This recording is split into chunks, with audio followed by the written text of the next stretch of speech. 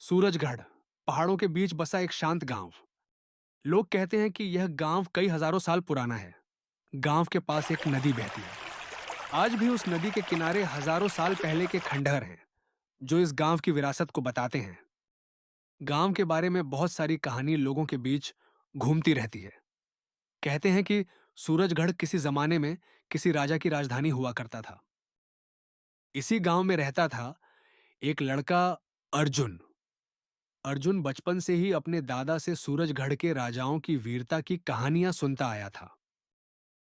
अब वो 22 साल का हो गया था। वह न केवल बहादुर था बल्कि लोगों की मदद और न्याय के लिए खड़े होने में भी विश्वास रखता था। उसकी आंखों में एक अलग चमक थी, मानो वह किसी महान उद्देश्य के लिए बना हो। जब भी गांव के बुजुर्ग वीरता की कहानियां सुनाते, अर्जुन बड़े ध्यान से सुनता और सोचता, क्या मैं भी कभी सूरजगढ़ की वीरता की कहानी का हिस्सा बन पाऊंगा। गांव के बुजुर्गों ने एक दिन चर्चा की कि जंगल के भीतर एक रहस्यमयी खजाना छिपा है जो गांव के लिए अनमोल साबित हो सकता है। गांव के सरपंच ने सबको इकट्ठा किया और कहा, हमें इस रहस्य को सुलझाना होगा। खजाने की खोज में कौन जाएगा। गांव के लोग चुप रहे, लेकिन अर्जुन की आंखों में उत्सुकता थी। यह उसकी परीक्षा का समय था। उसने आगे बढ़कर कहा, मैं जाऊंगा। अगर यह खजाना सूरजगढ़ की तरक्की में काम आ सकता है तो मुझे यह खजाना ढूंढना चाहिए। यह मेरा कर्तव्य है। अर्जुन के साहस को देखते हुए उसका सबसे अच्छा दोस्त नीरज, जो एक बुद्धिमान और एक गजब का प्लानर था, उसकी इस यात्रा में साथ देने को तैयार हुआ। कोई नहीं जानता था कि उन्हें कितना समय लगेगा। कई दिन, महीने या साल भी लग सकते हैं, क्योंकि सफर लंबा और मुश्किलों से भरा था। पूरे गांव वालों ने उनके जाने की तैयारी लगाने की जिम्मेदारी ली। कुछ लोग अपने घर से उनके लिए अच्छे अच्छे पकवान लाए, ताकि अर्जुन और नीरज कुछ दिन आराम से निकल सकें।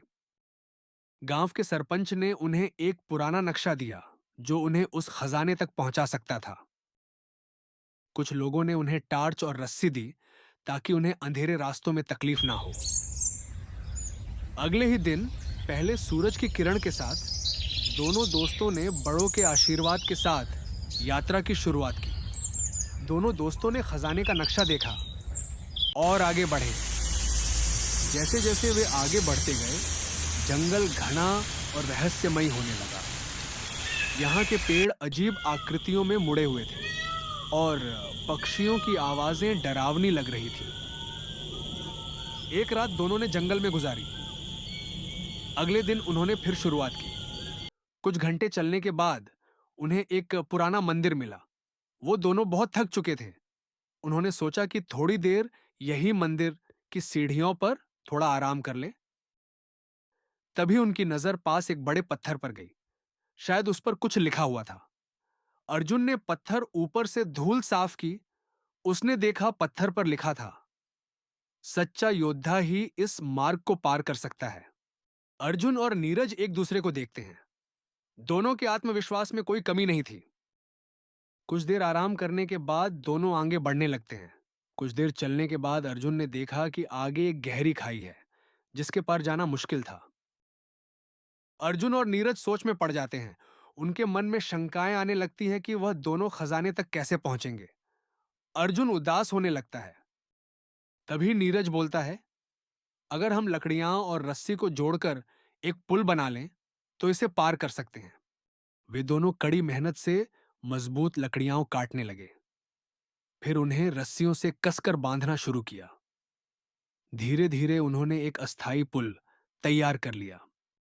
पहला कदम सबसे कठिन था, पर दोनों ने साहस दिखाया और संतुलन बनाते हुए एक एक करके सावधानी से पुल पार किया। उन्होंने पहली चुनौती पार कर ली। रात होने वाली थी।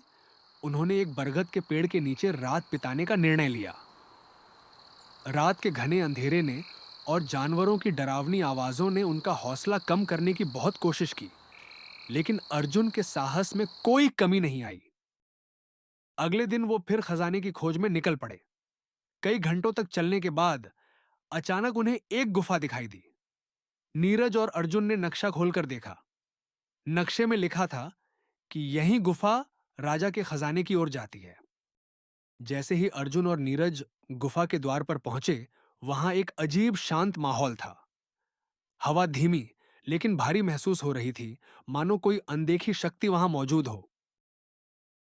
तीन विशाल मूर्तियां द्वार पर खड़ी थीं, एक राजा की, एक योद्धा की और एक विचारक की। मूर्ति को देखने पर ऐसा लग रहा था कि जैसे वो कुछ कहना चाहती हो। राजा की मूर्ति के चेहरे पर गरिमा थी, उसके सिंहासन के नीचे अंकित था, सच्चा नेतृत्व वही जो न्याय करता है। योद्धा की मूर्ति तलवार थामे खड़ी थी, उसके पास लिखा था, वह वीर होता है जो स्वयं से अधिक अपनों की रक्षा करता है। विचारक की मूर्ति की आंखें खुली थीं, जैसे वह शांति से कुछ सोच रहा हो। नीचे अंकित था, बुद्धि ही वह दीप है जो अंधकार को मिटाता है।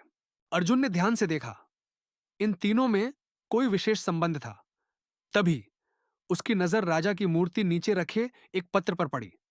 उसने धूल हटाई। पत्र गहरे सुनहरे रंग के कागज पर लिखा था। देखने से यह पत्र कोई शाही पत्र समझ आ रहा था। ऐसा लग रहा था मानो यह किसी विशेष व्यक्ति के लिए छोड़ा गया हो। उसने पत्र पढ़ना शुरू किया। केवल वही इस द्वार को खोल सकता है जो शक्ति, बुद्धि और साहस को बराबर समझता है। जो केवल ताकत पर भरोसा करेगा वह विफल होगा। जो सिर्फ बुद्धि पर निर्भर करेगा वह भ्रम में खो जाएगा।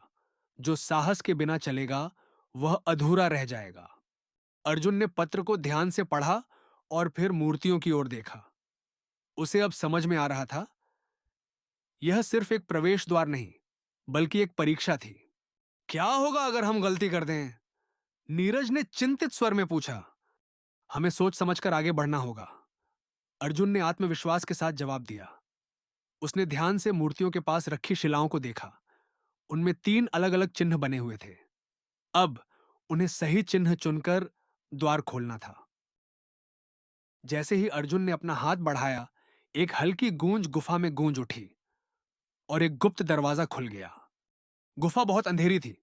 एक बार उनकी हिम्मत डगमगाई, पर गांव के लोगों की उम्मीद भरे चेहरे उनकी आंखों के सामने घूम रहे थे।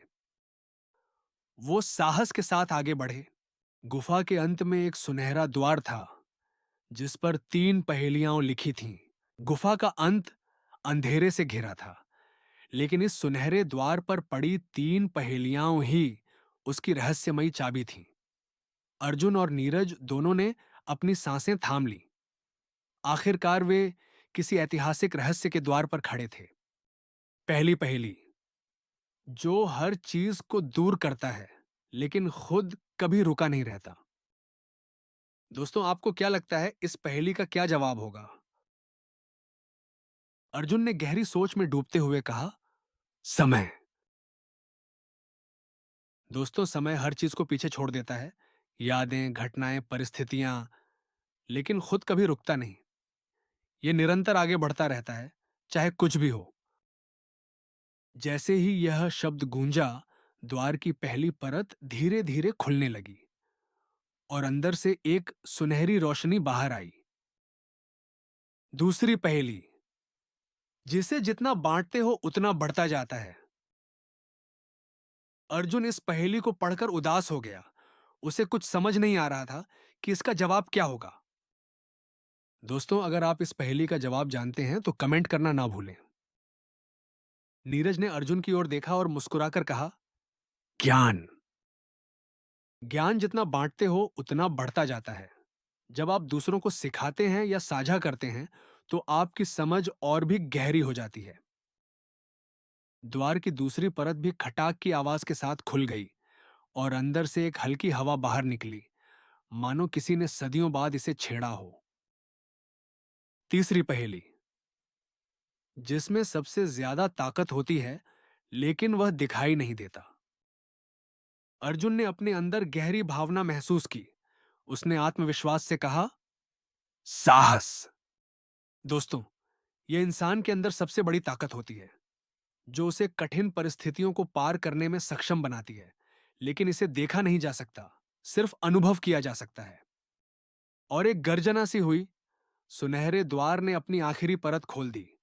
तीसरा दरवाजा खुलते ही एक बहुत तेज रोशनी अर्जुन और नीरज की आंखों पर पड़ी। वो चमक अंदर रखे हुए सोने और हीरों से भरी एक राजसी संदूक की थी। वो संदूक खोलते ही पूरी गुफा जगमगा उठी। उसमें एक राजसी पत्र भी था। अर्जुन ने उसे खोला। यह एक शाही घोषणा थी, शायद राजा द्वारा छोड़ी गई अंतिम सीख। नीरज ने धीरे से कहा, क्या लिखा है इसमें? अर्जुन ने गहरी सांस ली और पढ़ना शुरू किया। सच्चा खजाना धन नहीं, बल्कि वह ज्ञान और हिम्मत है जो लोगों की सेवा में लगाया जाए। अर्जुन और नीरज ने इस संदेश को अपनाने का निर्णय लिया। अर्जुन और नीरज खजाना लेके गांव पहुंचे। लोगों ने उन्हें गले लगा लिया और उनसे खजाने तक पहुंचने की पूरी कहानी सुनी। अर्जुन और नीरज की हिम्मत से गांव में बहुत बदलाव आ चुका था। गांव वालों ने मिलकर एक स्कूल और अस्पताल बनाया ताकि अगली पीढ़ी को साहस और ज्ञान की सीख मिले। दोस्तों, उम्मीद है कि आपको यह कहानी पसंद आई होगी। ऐसी और भी कहानियां सुनने के लिए चैनल को सब्सक्राइब करें और बेल आइकन पर क्लिक करें।